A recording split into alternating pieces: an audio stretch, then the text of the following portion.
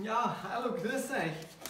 Jetzt mache ich wirklich was Tolles auf. Und zwar, ich habe jetzt von der Druckerei, von der Grasdruckerei, habe ich die Spezialausgabe von meinem Buch gekriegt.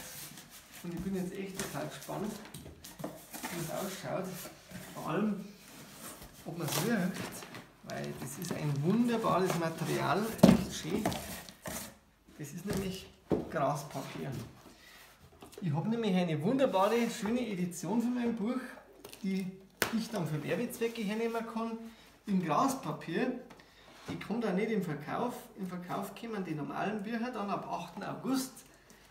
Bin ich jetzt gespannt. Und die gibt es quasi nur. Das freue ich mich. Das erste Mal sehe ich es dann mit Einband. Mal schauen mal. Das ist doch wunderbar. Schaut natürlich jetzt ganz anders aus. Das ist Natur. Und zwar pure Natur. Graspapier.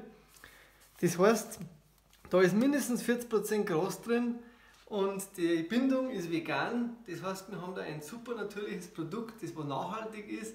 Und ich freue mich total, dass ich da 10 Stück von den 100 limitierten habe. Und ich werde mir ein paar Leute aussuchen, die das kriegen im Laufe der nächsten Zeit. Das kommt dann auch noch auf Facebook, das werde ich dann eine kleine Aktion starten. Ein paar sind auch schon vergeben. Und wie gesagt, wenn ihr Lust habt, schaut euch einmal die Grasdruckerei an im Internet. Und ich darf mich natürlich freuen, wenn es jetzt zu meinen Lesungen kommt, wenn ich dann das neue Buch Herzwärts vorstelle. Da hat auch meine Frau mitgemacht, da sind tolle Fotos drin und tolle Gedichte und Geschichten. Ich freue mich total und vor allem, das riecht einfach so gut. Schaut mal, das ist das Buch. So schaut es aus. Schön, oder? Für euch.